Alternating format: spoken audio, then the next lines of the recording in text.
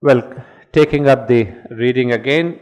So you see, this is the meaning that is impacted into this single phrase, a descent of the infinite into the apparent finiteness of name and form.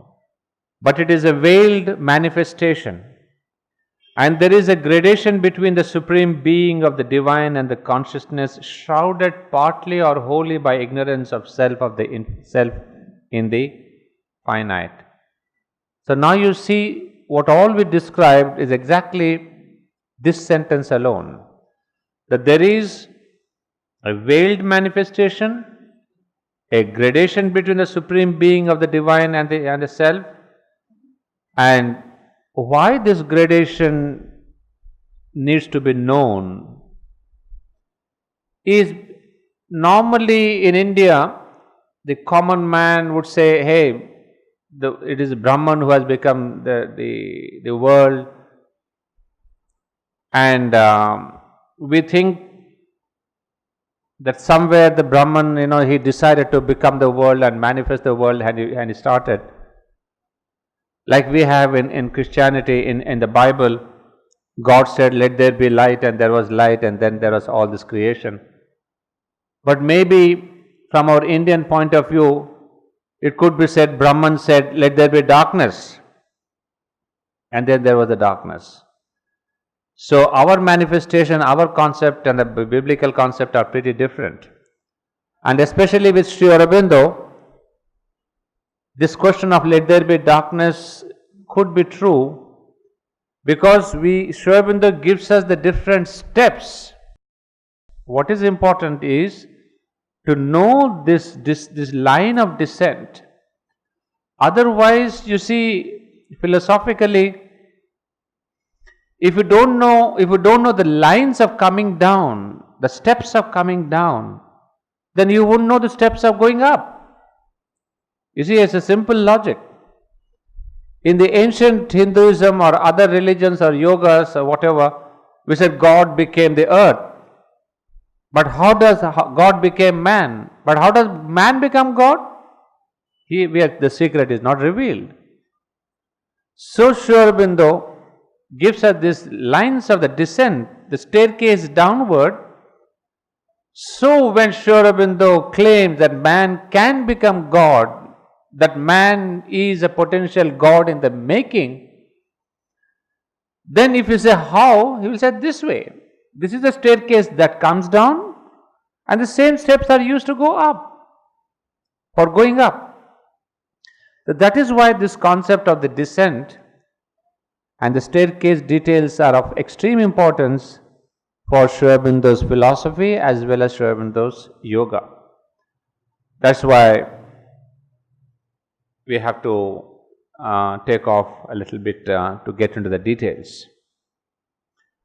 Now, the conscious embodied soul is a spark of the divine fire, and that soul in man opens out to self-knowledge as it develops out of ignorance of self into self-being.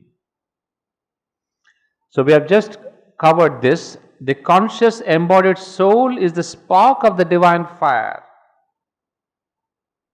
This word here, the spark of the embodied soul, there's a footnote calling Dehi. So this embodied soul is the spark of the divine fire, and that soul in man opens out to self-knowledge. You see, somebody was asking the question, now what we have spoken about the Jivatman becoming the psychic being, what about the soul? Well, it should be clear now that Jivatman comes down as the soul, the spark of the divine fire. But as it evolves through evolution, through matter, through life, through animal, and when it comes to man, then the same spark of the soul is called the psychic being. So it is only nomenclature that changes. Or should we say it this way?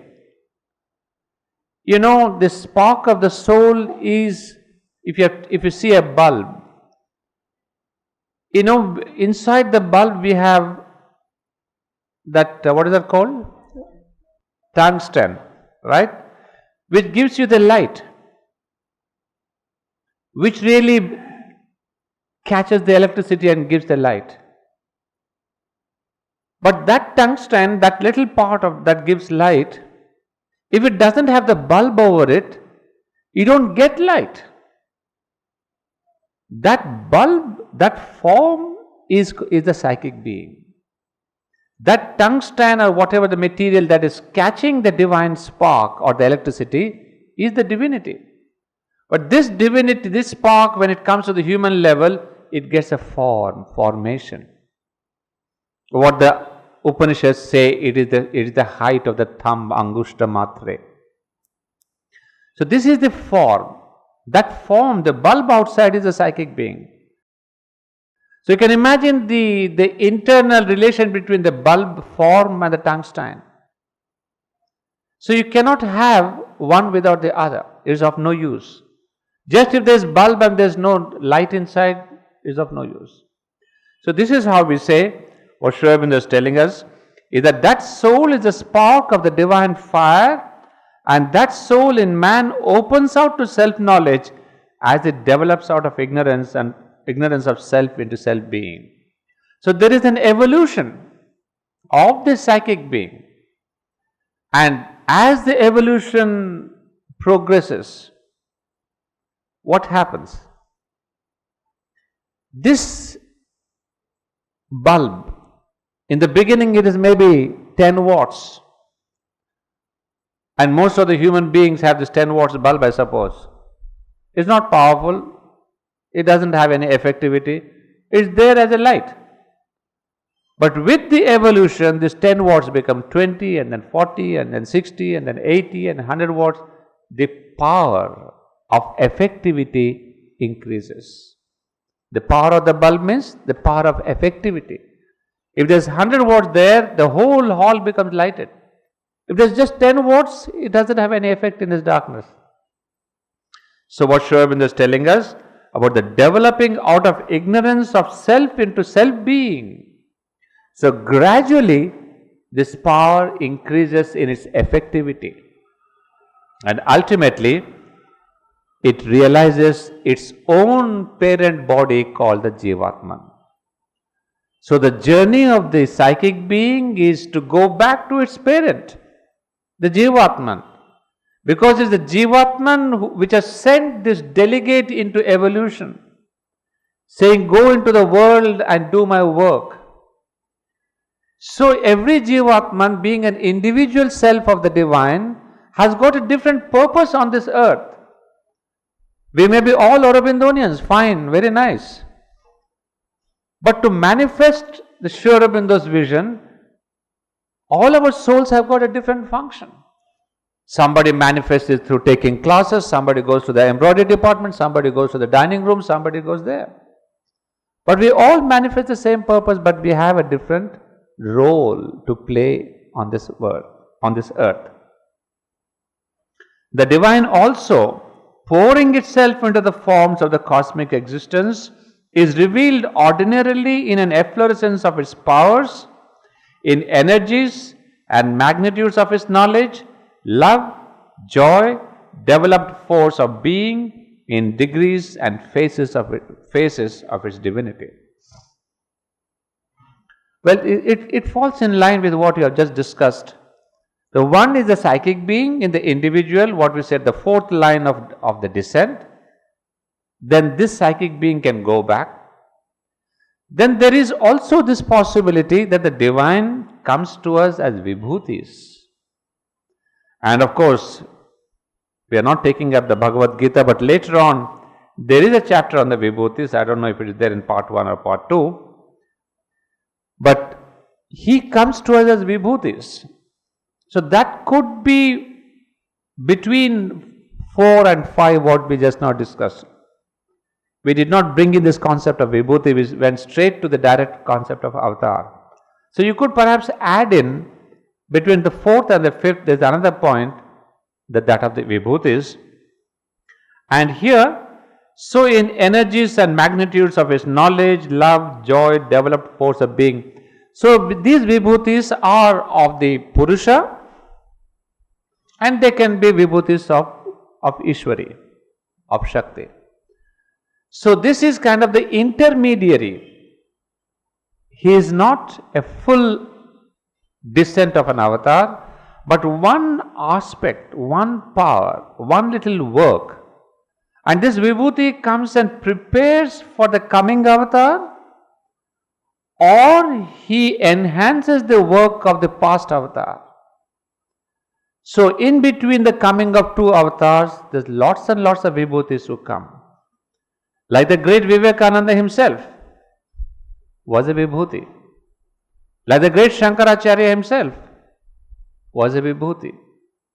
So they are not avatars. Sri Ramakrishna was an avatar, but Vivekananda was a vibhuti. And why was he necessary? To enhance the work that Sri Ramakrishna brought as an avatar. So also you don't know how many vibhutis have come with Mother and Sri Aurobindo to take their work forward. So this is always the case, that the avatar comes with his vibhutis who help in the anchoring of the force of the avatar onto the earth.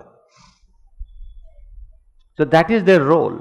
Napoleon himself was a great vibhuti, and I'm sure Leonardo da Vinci could have been another great vibhuti.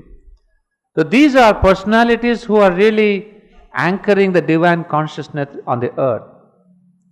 And then of course in a chapter, Lord Krishna himself tells us all these different kinds of vibhutis he has come as. Of course, we do not have a list here. I do not have the time to go into that list, but you can all go into that vibhutis chapter. And then comes the third level. But when the divine consciousness and power, taking upon itself the human form and the human mode of action, possesses it not only by powers and magnitudes, by degrees and outward phases of itself, but out of its eternal self-knowledge, when the unborn knows itself and acts in the frame of the mental being and the appearance of birth, that is the height of the conditioned manifestation.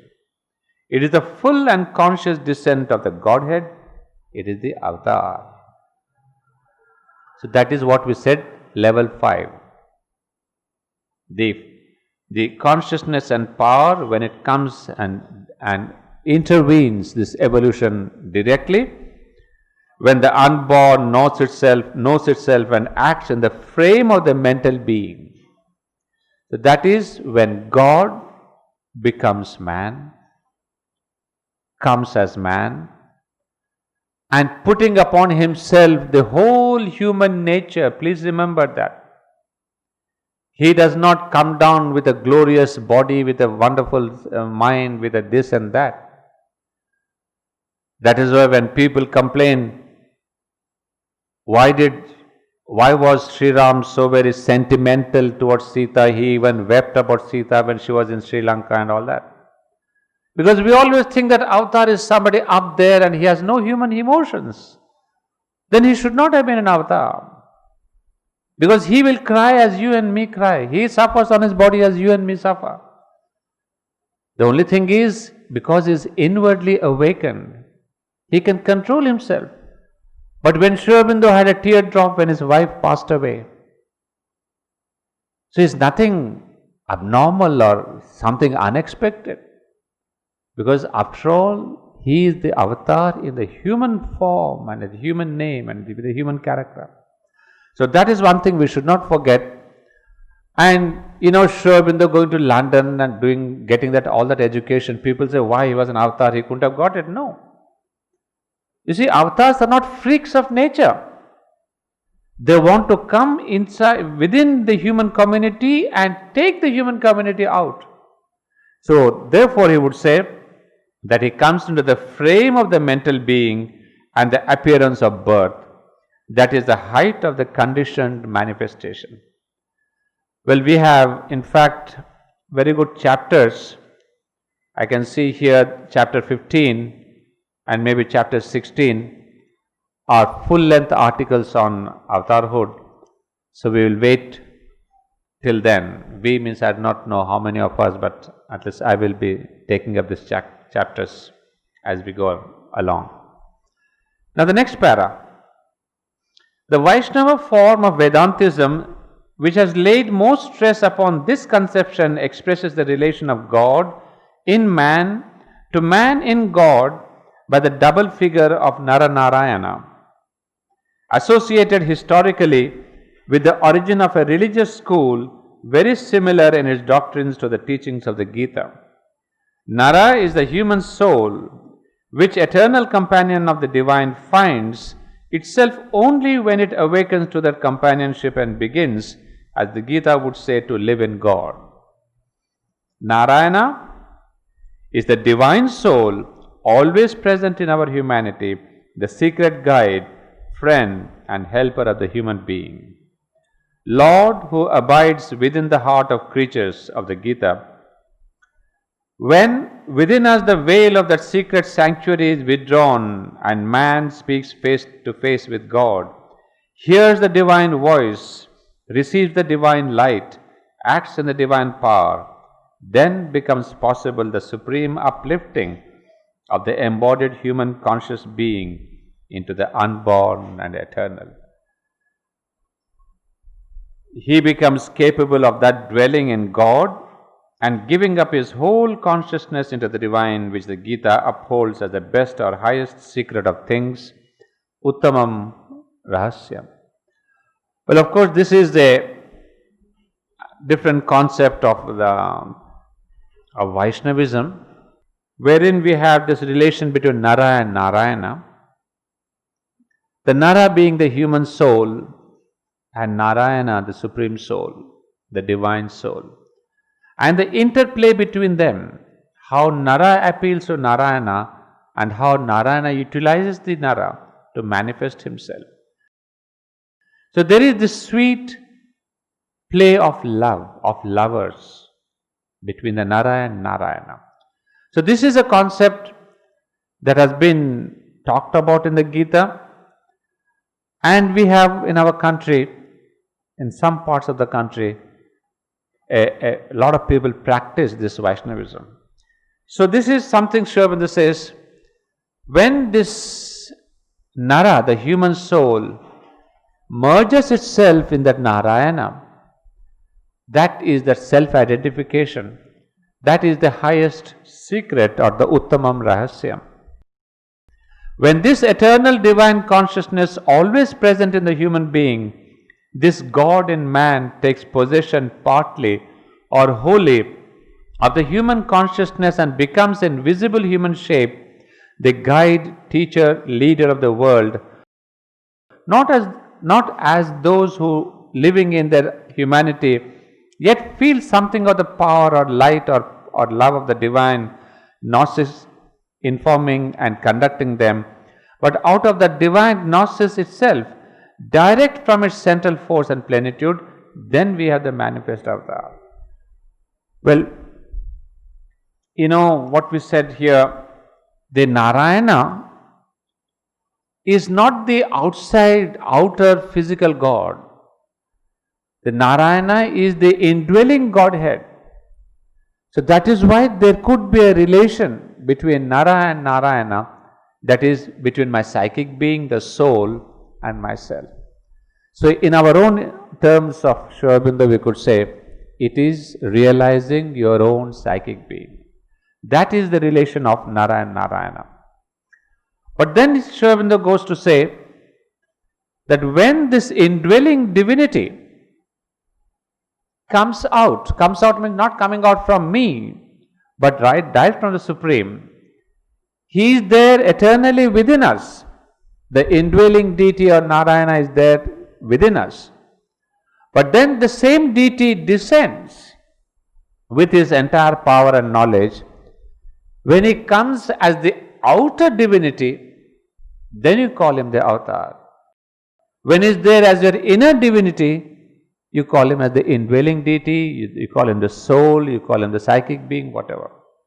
So you can see one is an eternal process of human evolution, and the other is the intervention in human evolution. So an avatar is always an intervention in human evolution or Earth's evolution, whereas the indwelling deity is not an intervention, it's a continuum. It's a continuum because the psychic being goes after the death, comes back.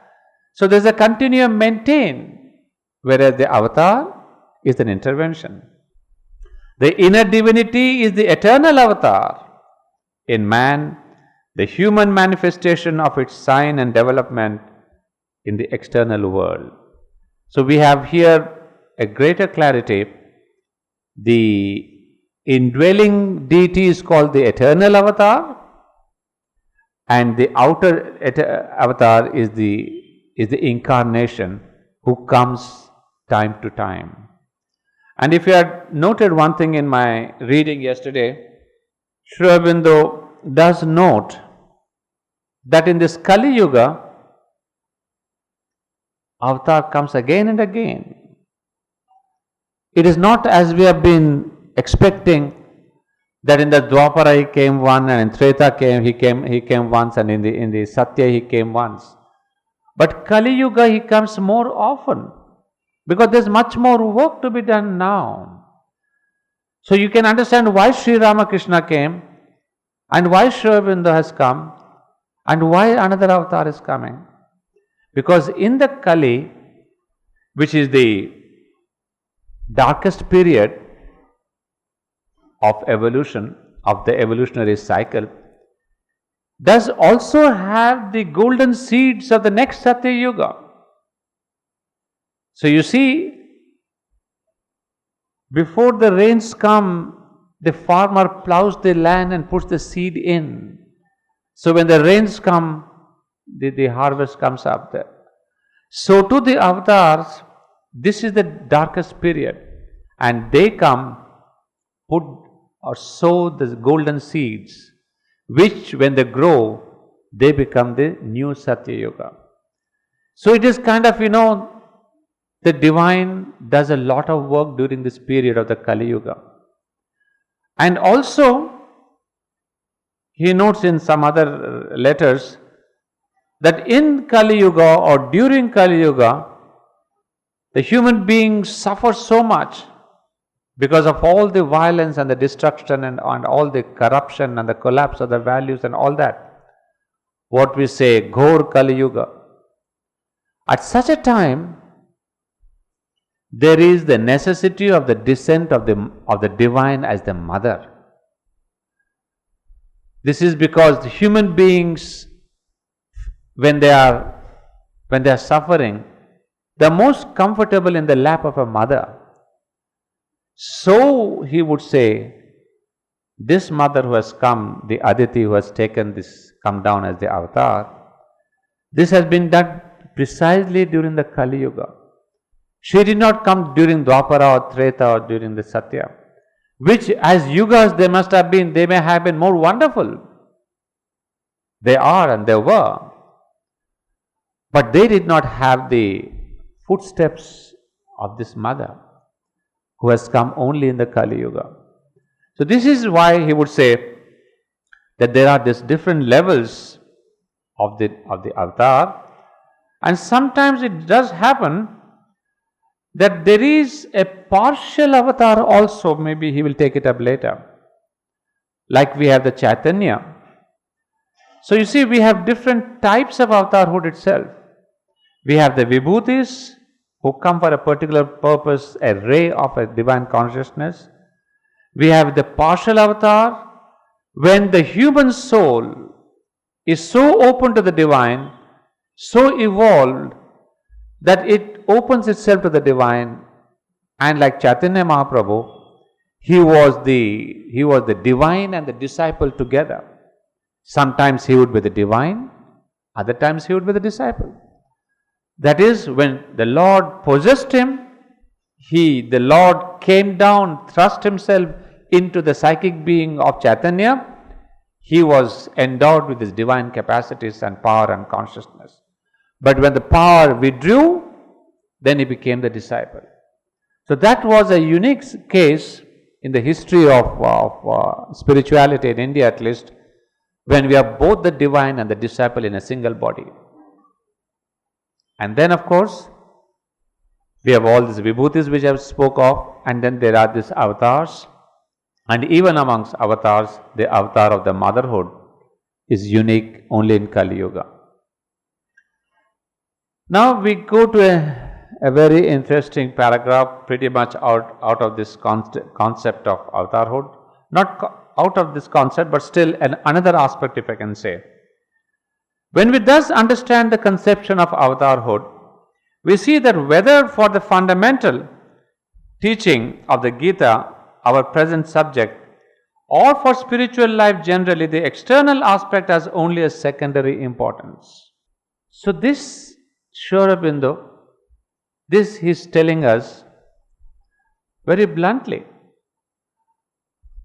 And we see the same sentence being applied to his own life, that the external aspect of the avatar is secondary in importance when it comes to spiritual life. You see, it is the politicians who play upon this Ram Janmabhoomi and his birthday and this and that. It is a political affair. But what have I got to do with if I have to realize Sri Ram within my consciousness? It may be in Ayodhya, or it is maybe in Tamil Nadu, or it may be Gujarat, or it may be Bengal. It doesn't matter to me. Because what have I got to do with the historical evidence of an avatar? Ultimately, Sri Aurobindo would go to that level, that for a spiritual realization, these external facts and figures of avatar are not important. That's why both the mother and Sri Aurobindo were insistently against any biography being written about their lives. Because they don't want the future of humanity to remember their external features. Because they may take away the fundamental importance of their consciousness, of their work, of the yoga that they want us to do. Instead of that, if we keep on saying, Mother did that, Sri Aurobindo did that, Mother, he was a revolutionary, he was this. It's good to know their work, but the details of life do not have much importance. In fact, we have learned, I'm afraid, this trick or this trade of this biography of an avatar or the biography of a great man from the West. It's the West which really emphasizes upon these biographical details. It may be Shakespeare, who has been dug up from his grave, I don't know how many hundreds of times. It may be another author, it may be another poet. We want to get into the intricate details of what Einstein did, did he have a girlfriend or did he have a second wife? What does it matter? And especially for an avatar, it has no relevance at all. So Sri Aurobindo writes here straight away, for spiritual life generally the external aspect has only a secondary importance. Such controversies as the one that has raged in Europe over the historicity of Christ would seem to a spiritually minded Indian largely a waste of time. He would concede to it a considerable historical but hardly any religious importance. For what does it matter in the end whether a Jesus, son of the carpenter Joseph, was actually born in Nazareth or in Bethlehem, lived and taught and was done to death on a real or a trumped up charge of sedition? So long as we can know by spiritual experience the inner Christ, live uplifted in the light of his teaching and escape from the yoke of the natural law, by that atonement of man with God of which the crucifixion is the symbol. You see, this is the magnificent interpretation. If Christ came to deliver you out of this ignorance, if he came to awaken your psychic being, Christ represented the awakening of the psychic love. So let that love be awakened within you. And not just all the time saying, we are sinners, Christ died on the cross and we are sinners, we put the sinner on our chest. You see, all that becomes religiosity. We are missing the kernel and we are going on the cover. So, the inner Christ, if you want to give an importance to your avatar, then why don't we take the spirit of the avatar, the teachings, what he came for, what he wants us to do in our life, instead of making a waste of time to dig up his grave and say, was he born here, or did he die there, did he go here, who was their parent? They may have some historical relevance, but for a spiritual seeker, for a historian, for a politician, for a social philosopher, all that is good. But if you want to do sadhana, this external life has no relevance at all. That's why, perhaps I understand this so well in the sense, not in the wrong sense, but when I compare it what Sri Aurobindo and the mother have said about their own life, then we understand why Sri Aurobindo is writing about this external life of the avatar.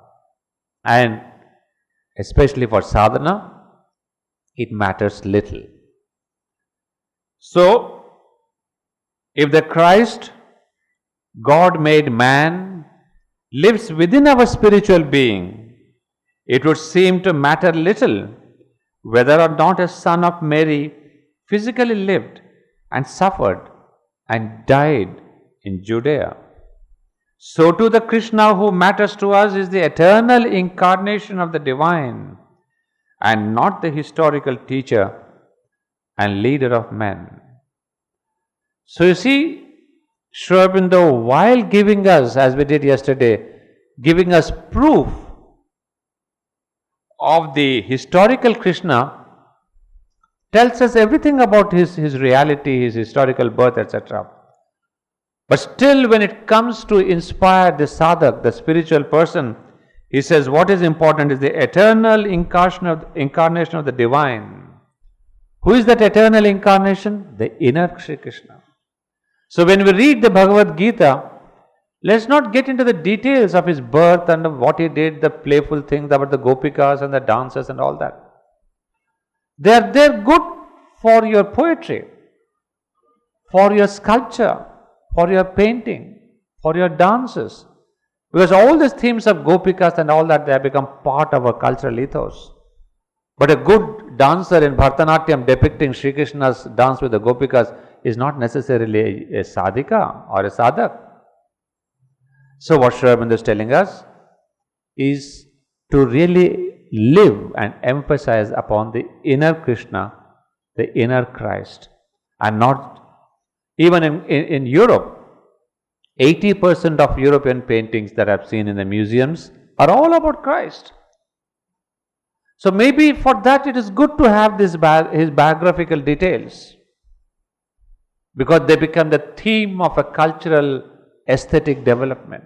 Like Krishna and Sri Ram have become the theme of our own cultural ethos. But for spirituality, it has a secondary importance. In fact, we who are in the beginning of the life of an avatar, participating in the life of an avatar, I think it is a kind of a suggestion to us that how we should take Sri Aurobindo and the mother in their essence and not embellish their outer life and perpetuate their outer life significance. Because down the line, after 100 years, 200 years, whatever the time, people may forget the real Sri Krishna, the real Sri Aurobindo, the inner mother, the psychic being, and follow the outer things. So there is a danger in that. It may be historically good, but for sadhana, not important. Now the next para that we have seen, we have here, I did cover yesterday, when we are dealing with the historical Krishna, that how we have the proofs of Sri Krishna's birth and existence in Chandogya Upanishad and in the religion of Bhagavata religion and in the Mahabharata, etc. So I skip this paragraph and I come to the next para. But all this, though of considerable historical importance, has none whatever for our present purpose. We are concerned only with the figure of the divine teacher as it is presented to us in the Gita, and with the power for which it there stands in the spiritual illumination of the human being. So Sri Aurobindo, as he has said in the chapter 1, our demand and need from the Gita, he always insists that what he wants to do is, I quote from the last paragraph of the first chapter, our object then in studying the Gita will not be a scholastic or academical scrutiny of its thought, nor to place its philosophy in the history of metaphysical speculation, nor shall we deal with it in the manner of any analytical dialectism.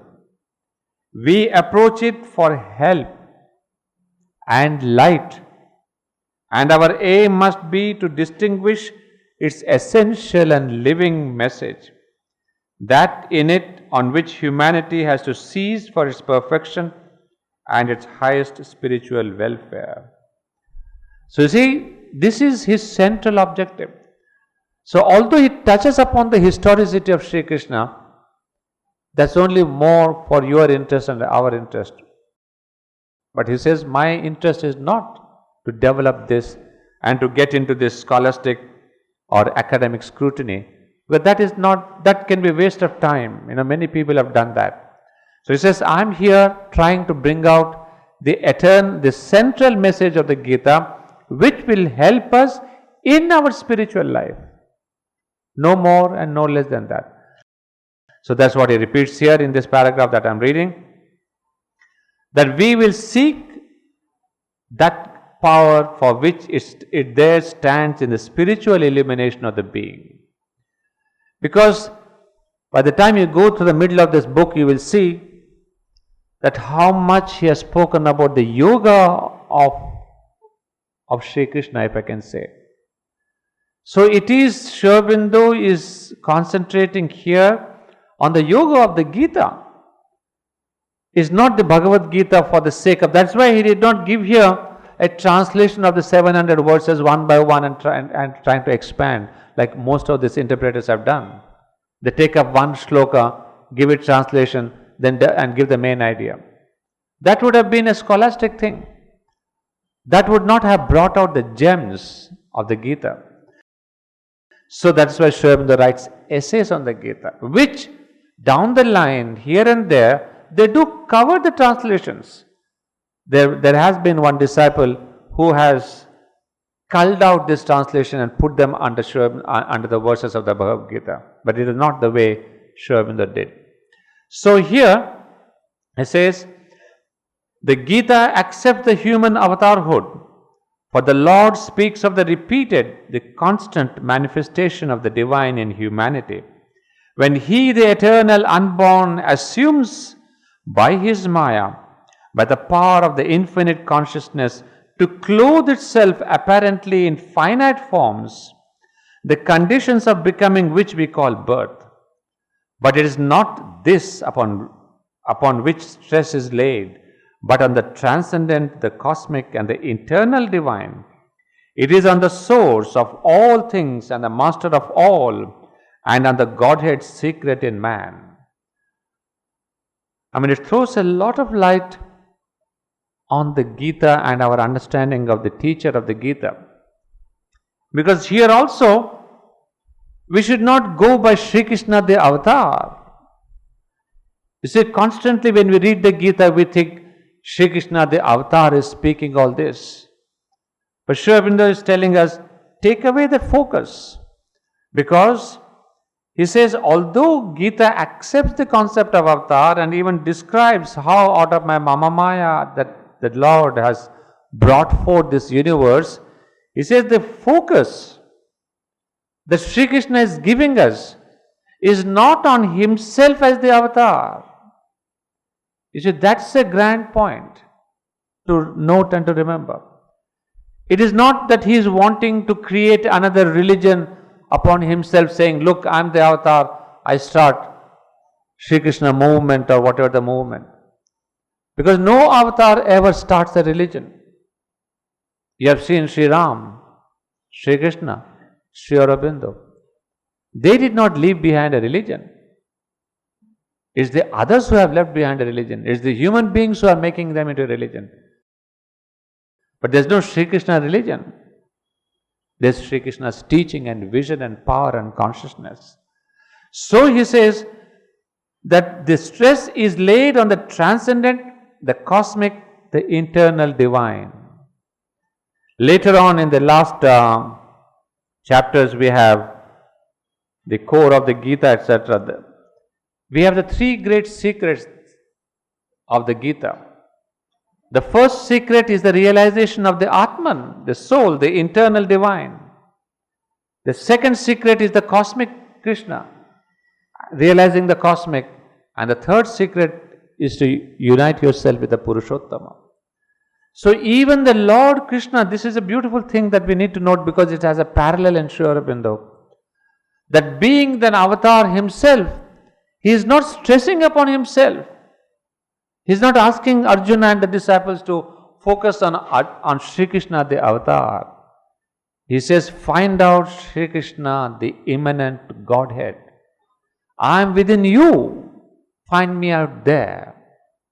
Otherwise, if you focus on Sri Krishna, the avatar, the external form, you are bound to make it into a religion. What we have done now with Hare Rama, Hare Krishna. We have made it, clothed it richly, in a rich garment, a beautiful religion. But Sri Krishna never said that. He wants us to realize the inner divine. And why I am saying is interesting because we here have the same parallel in Mother and Sri Aurobindo. They themselves being the avatars, they are not saying worship us. They are saying discover me within you. The mother said, I am within you. Go deep inside the temple and you will find me there. So that is what is the beauty. We see the avatar.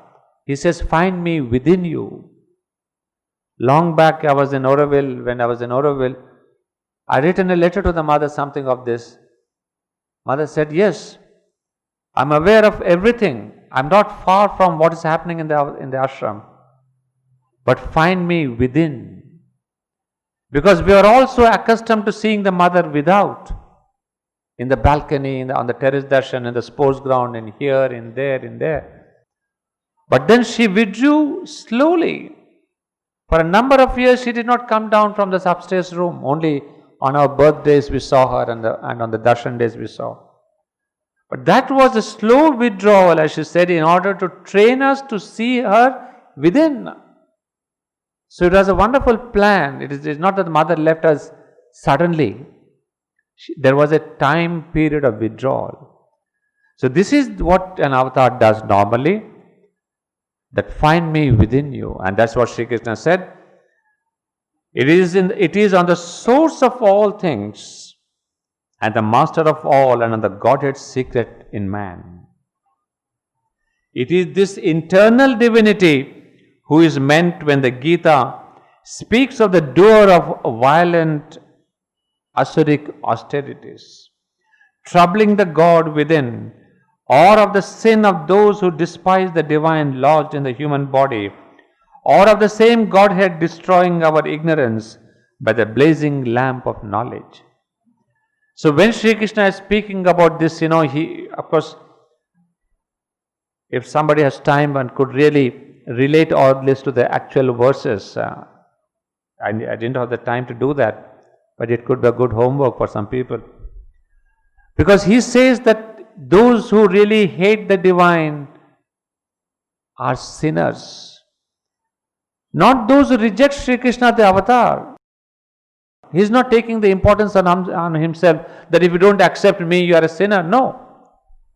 He is not an egoistic avatar. He says if you don't accept the inner divine, then you are a sinner. So you see how Indian spirituality is so Catholic. I can reject the avatar Sri Krishna, it doesn't matter. As long as I can go to the inner Sri Krishna, the outer Sri Krishna is not important. And that the Lord himself is telling us. So he says, it is the internal divinity who is meant, not the outer. When he is saying that those who despise the divine lodged in the human body, that he is a sinner. So you see the magnificent emphasis. So all the outer drama of Sri Krishna is all the time constantly to remind us that get me within. All these Navaratri dances that we see in Gujarat, these wonderful dances with Gopikas. I mean, you look at this fantastic symbolism. That Sri Krishna is dancing with every Gopika. How can it be? Physically it's not possible.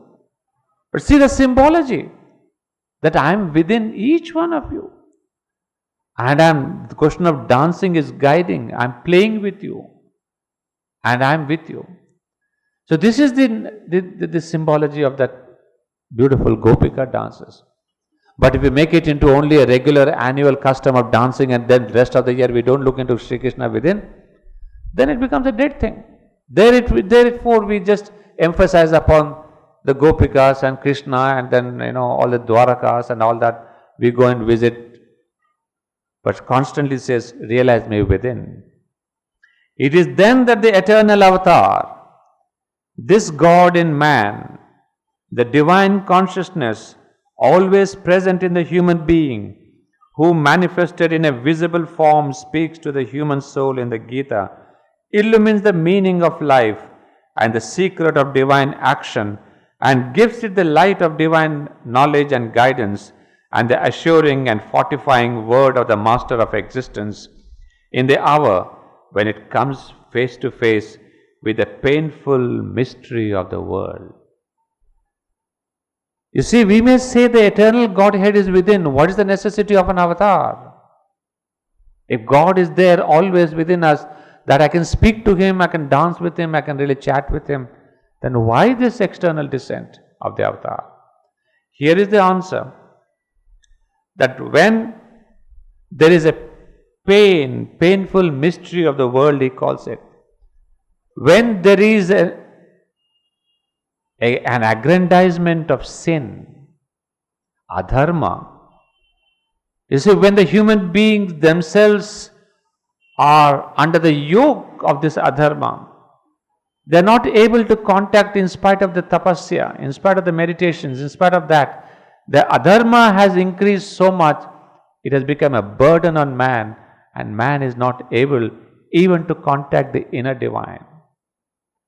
So the avatar comes to remove those hurdles, to remove that adharma, to remove that weighing thing upon your psychic being.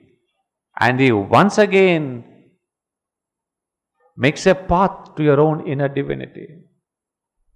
And what we have in Savitri hews a new path. The role, the mission of Savitri is to hew new paths into the spirituality. This is what the divine does. He clears the path back into your psychic being. Because over generations, over centuries, there is this vital, the inconscient, all that again comes up, and man is overburdened with this asuric, with this titanic, with this satanic, with this inconscient things. So that is called adharma. So Lord says, I come to remove that adharma. So spiritually is nothing, but to make that channel once again, that the channel was clogged. So the avatar comes, and what Sri Aurobindo writes here, that he gives you that with divine knowledge and guidance and assuring and fortitude word. So he speaks to you so strongly, so clearly, that the channel, the tunnel is cleansed. And again we see the same thing Mother and Sri Aurobindo have done. You see, we say Sri Aurobindo has all the Vedanta in him. The Upanishads are there. The Gita is the starting point. Is Sri Aurobindo something new? You see, there cannot be anything new in the eternal spiritual truths. The Brahman cannot be renewed with every avatar. The cosmic concept cannot be renewed. The psychic being cannot be renewed. So if Sri Aurobindo speaks of the discovery and the realization of the psychic, it can be as old as Sri Krishna or as old as Upanishad. But as we said, through the centuries, the path becomes clogged. So an avatar is the one who alone can remake the path. There are vibhutis who maybe take away a little bit of the dust. There are maybe saints who tell you, look, back into the psychic being. So we should not say, hey, what did Sri Aurobindo tell us? He told me what my master has said. A lot of people talk to me, oh, my master also says you must realize the psychic being. Fine. It's not just the master saying, it is this master doing it for you. That's the difference. Other gurus may tell you to go there, but this master, this Lord of Yoga, and by the way, why is he called a Lord of Yoga? Sri Krishna is called the Lord of Yoga, and Sri Aurobindo uses also the same term. That is because this Lord, the avatar, he does yoga proper. He becomes the master of his own yoga. And that is why we call an avatar the Lord of Yoga. Because he undergoes the whole process of yoga on himself. Sri Krishna also did yoga. He was not just all the time playing with gopikas. He underwent a thorough process of yoga. So did Mother and Sri Aurobindo. So did Sri Ramakrishna. So you see, these are called the Lord of Yoga. And so that by their tapasya, they cleanse the human soul. And wherever anybody wants to realize a psychic being, now he says, I have laid the path, I have cleaned the path, you can go back to it. So he says, this is what the Indian religious consciousness seeks, to make near to itself in whatever form, whether in the symbolic human image it enshrines in its temples, or in the worship of its avatar, or in the devotion to the human guru, through whom the voice of the one world teacher makes itself heard. Through this, it strives to awaken to that inner voice, unveil that form of the formless, and stand face to face with the manifest divine power, love, and knowledge. So our Indian spirituality is a magnificent system if you want to realize the divine. No other culture has given to its people this clarity, this intensity of the path. Other avatars have told us, I am the path, I am the gate, I am the end, I am the beginning. Fine. But in India, the path of yoga has been given. You see, if an avatar says, I am the path, and if the disciple says, Lord, what is the path? You may say, read my Bible, read my Quran, read my Tripitaka. It's not just reading, you have to see the process. And that process is called yoga. And that yoga goes beyond any religion. Why is it that yoga is becoming so very popular in whatever way it is in the whole world? Because yoga is one universal path, irrespective of the belief that you have, irrespective of the God you believe in. That is the path. And that's what I at least realized when I recently, a few months back, was in Bangladesh. There were so many Muslim devotees who had turned to Mother and Sri Aurobindo and taken so very full-heartedly to Mother and Sri Aurobindo.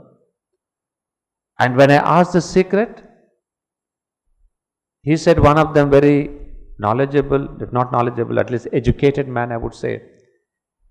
He said, sir, I believe in Islam. I know that Allah is the goal, but Sri Aurobindo is the path. Perfect truth, perfect synthesis. He didn't want to leave his Allah, because the ideal of Islam is to realize and to service Allah. But they lacked this path, this goal, and this path. So they had taken the yoga of Sri Aurobindo, integral yoga, and they have no compunctions. That is why we say yoga is universal.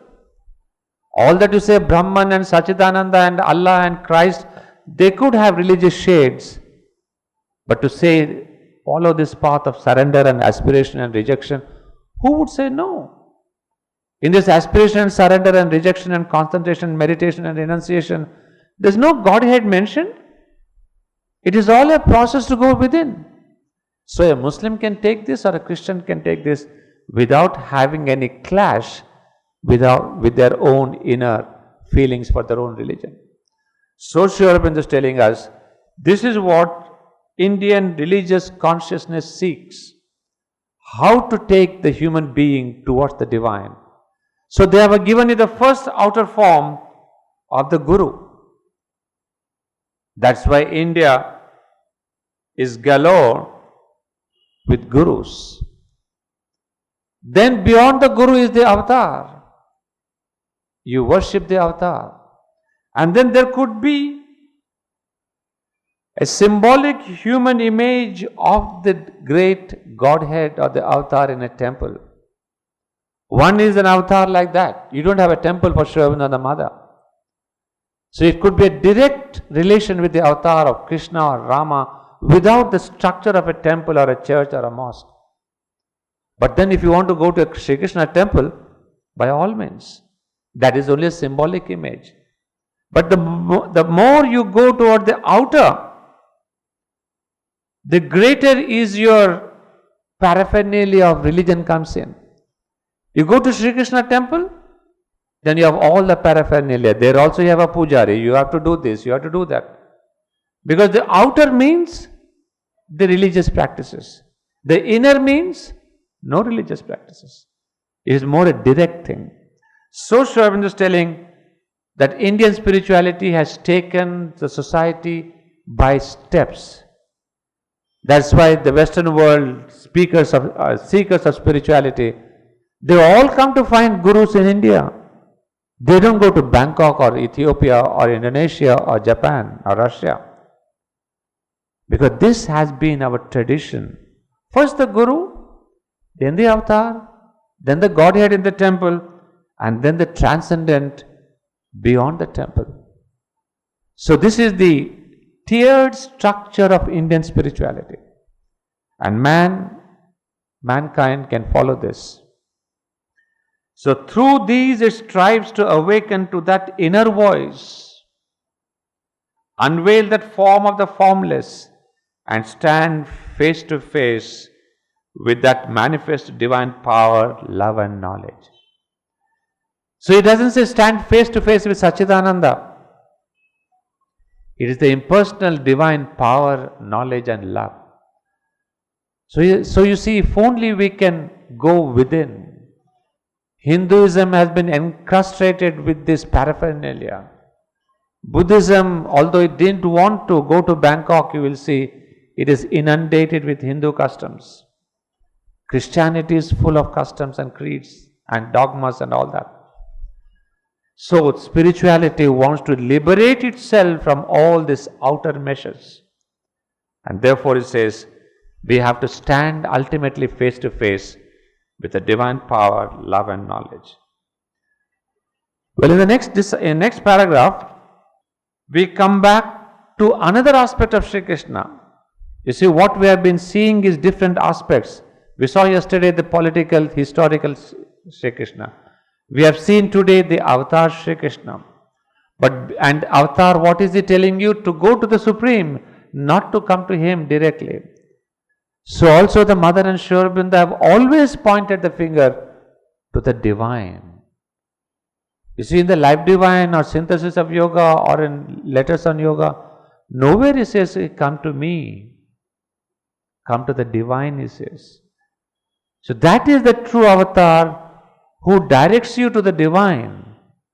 But it is that Guru is one who directs the disciple to himself. That's the difference between a Guru and the divine and an avatar. Now in this para, we have Sri Krishna's another aspect. The aspect of the guide, the leader.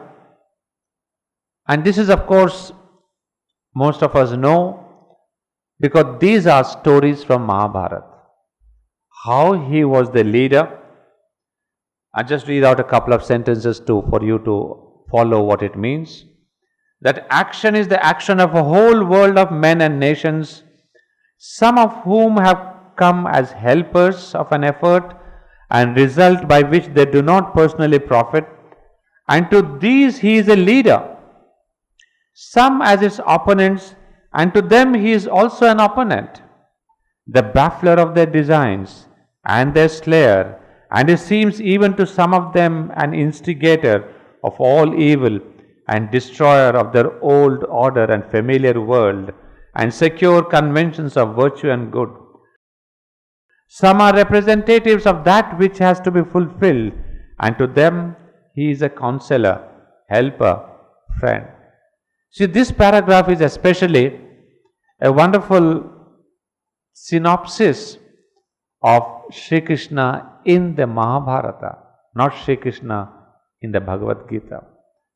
So he has been an opponent, he has been a slayer, he has been a leader, he has been a helper, he has been a friend. So the multiple roles of Sri Krishna are given in that Mahabharata. And that is again the greatness of Mahabharata, to show that how the divine comes close to you. Divine avatar. He is not standing in a pedestal and say, I am the avatar, all of you come to me. Avatar always goes to humankind. So he is the helper, he is an opponent, he is a lover, he is a friend, he is a dancer. Because he wants to mingle with you. Being one with humanity, he wants to take humanity to the Supreme One. This is the wonderful play between the avatar and the human beings. So all these things that are there, you just recollect your Mahabharata and you will see. I don't have time to get into all that. Where the action pursues its natural course, or the doers of the work have to suffer at the hands of its enemies and undergo the ordeals which prepare them for mastery, the avatar is unseen or appears only for occasional comfort and aid, but at every crisis his hand is felt, yet in such a way that all imagine themselves to be the protagonists, and even Arjuna, his nearest friend and chief instrument, does not perceive that he is an instrument, and has to confess at last that all the while he did not really know his divine friend.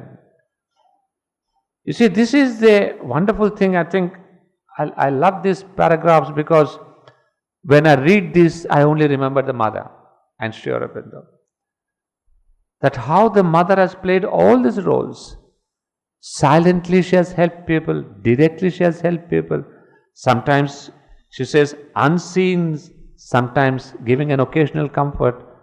And Sri Krishna has done all this. To the extent, as he says wonderfully, Arjuna thought he is the great hero. He is the warrior. And sometimes he even, talked so very casually to Sri Krishna. At the end he says, I'm sorry.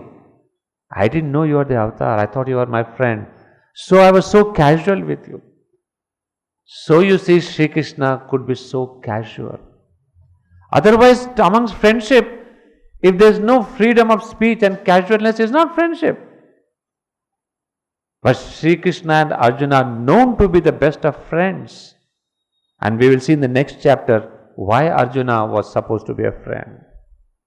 So here we see all these roles, and this para stands merged with Mahabharata, but at the same time this para can elucidate all the roles that Mother and Sri Aurobindo have played in our own life. Every word that is there, we can find an incident. Speak to the old ashramites, speak to the old books that are coming out, take out the reminiscences of the sadhaks. You see the avatar doing the same thing. I mean, this is magnificent in a sense. Sri Aurobindo is telling how the Mother and Sri Aurobindo themselves came so close to us. I mean, they were father to somebody, they were mother to somebody, they were guru to somebody, they were gods to somebody, they were friends to some people, they were colleagues with some people. And the mother kept that friendship. When the Japanese friend came, she did not say, you are my godhead, you are my divinity, you are my avatar. She welcomed this Japanese friend just as you and me would welcome a friend to my house, give them a cup of tea, make them comfortable, chat with them. So did she. So this is the multiple aspect of an avatar which no guru ever can really think of, because he is not that multiple aspected. So, the mother, I mean, there's so many incidents. If you start going into that, we will never be able to take up the essays on the Gita. We'll have to take up maybe chapters on the life divine and chapters on the mother's life. So I'm just controlling myself, controlling my throat and my voice and my heart not to speak out. He has received counsel from his wisdom, help from his power, has loved and been loved, has even adored without understanding his divine nature. But he has been guided like all others, that is Arjuna. But he has been guided like all others through his own egoism, and the counsel, help and direction have been given in the language and received by the thoughts of the ignorance.